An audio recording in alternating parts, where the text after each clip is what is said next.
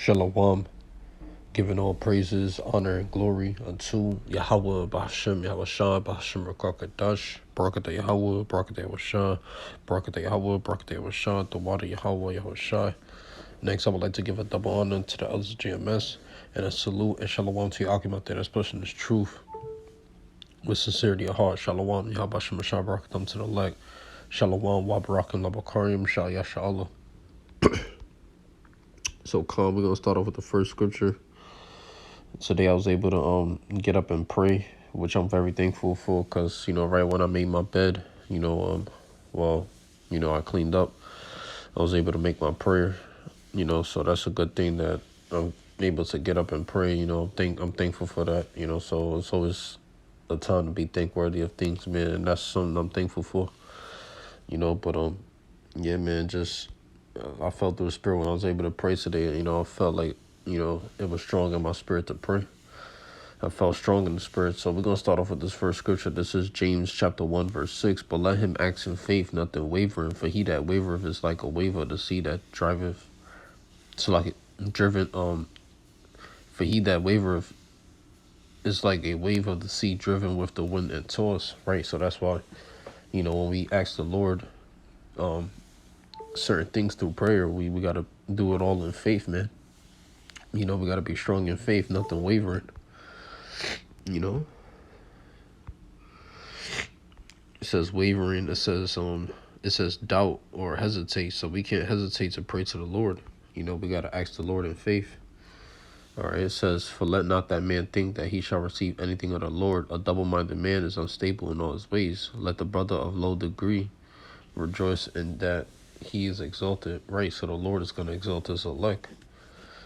Even the lowest of the low, they're going to be exalted. Brothers that seem to not get a bunch of views, they're going to be exalted. The brothers that seem to get that seems to not get a lot of views, they're going to be exalted. Actually, it says dignity, height, be exalted on high. You see, so we're going to be exalted on high, man. You're going to have the elect actually sitting on thrones, judging the 12 tribes of Israel. That's what's going to happen. All right. I also want to bring this out. This is Proverbs 27:23. Be thou diligent to know the estate of thy flocks. Be thou diligent to know the state of thy flocks, and look well to thy herds.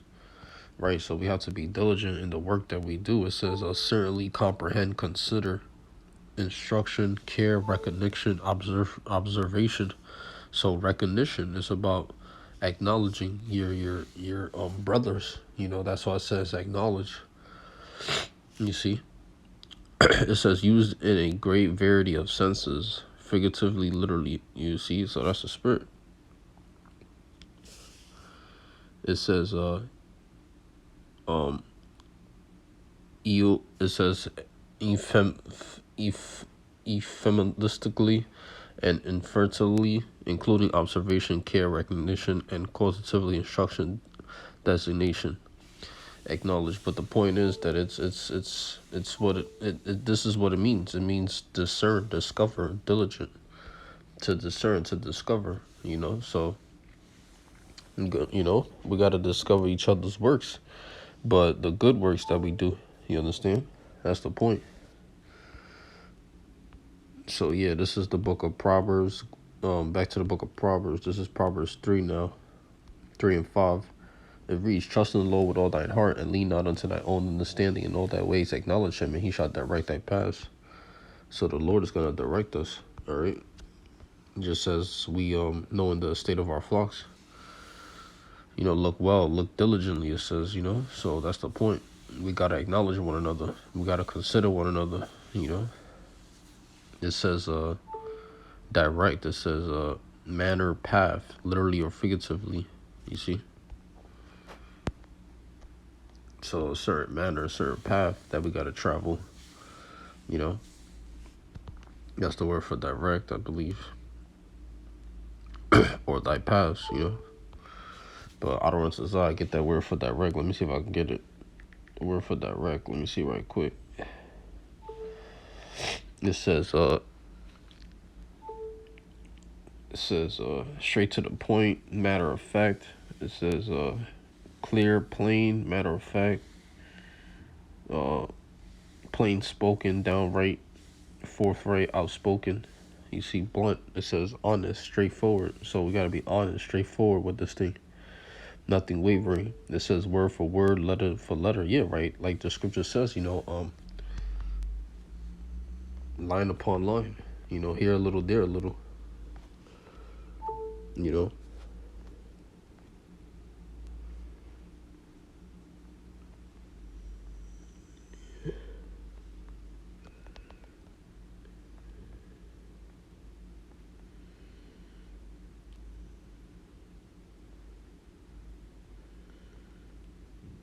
Right here it is.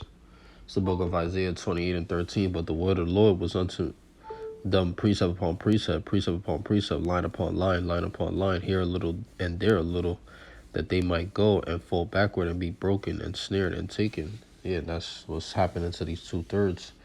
Because you will have a 1/3 remnant that come into this thing, and they're going to be, preaching the word, and it's going to be precept upon precept, line upon line. And those that hear it, they're going to fall backward. These 2/3 that considered Yahushua as nothing, that considered the like as nothing, that take this for a joke, or that tries to belittle one another, that doesn't care for one another. That's the 2/3 mentality. They belittle one another. But the word, like I said, for direct is what? Word for word, letter for letter. It also says faithful, exact, precise, accurate, correct, exact, extreme. See? So downright to the point, so that's the point, I like that. I like what I said right there. That was fire.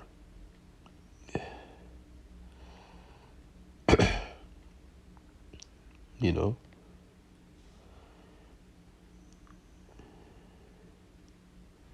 because it said exact, it said precise, it said exact, precise, it said correct as well. So we're preaching this truth correctly and directly, man. Directly and correctly, man. Non-stop, basically. It says non-stop, unbroken, uninterrupted, straight through. You see, non-stop, to the point, man. Unbroken, uninterrupted. So, the point is that when it comes to this truth, it has to be uninterrupted, man. Because we can't, these skulls and scorners, these 2/3, they'll come up against us in the truth, and then, they'll try to interrupt us, man, while we're preaching the word. So it can't be like that, because everything has to be in order. And like I said, word for word, letter for letter, you got to remember that. So line upon line, here a little, there a little, precept upon precept. That's how it has to be, Let me see if I can find another one based on precept upon precept.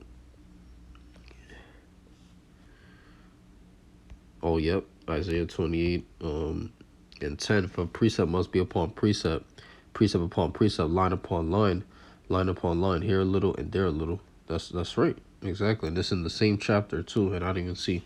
But hey, it's all the spirit, because the Lord still had me find it. So all praises to Yahweh Shemashah, man. Barakatah Yahweh, Barakatah Mashah, man.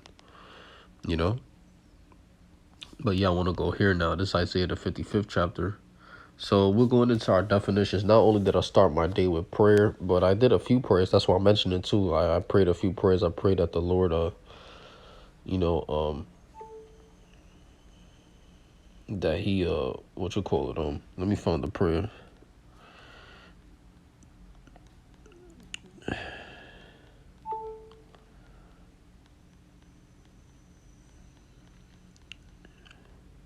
Yeah, I prayed the Lord heal my infirmities, and that he protect and guard my thoughts daily. I always pray for that, man, because we need healing as a nation, as a whole, and also our thoughts need to be protected. The only one that could do that is really Yahweh Shemashah, that can protect our thoughts. No one else.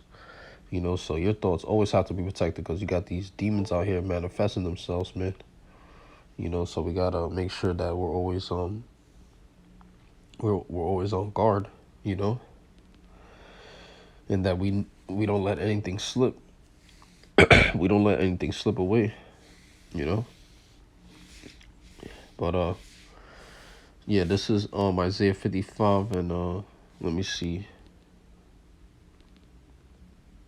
And 55, and I'll start at verse 6. it reads, and I'll read verse 7. It reads, seek ye the Lord while he may be found, call upon him while he is near. Let the wicked forsake his way, and the unrighteous man his thoughts, and let him return unto the Lord, and he will have mercy upon him, and to our God, for he will abundantly pardon. Right, so the Lord is going to abundantly pardon. You know, the Lord is a very merciful power. We got to remember that, especially to the nation of Israel. It says to forgive, pardon, spare. You see? So that's the point.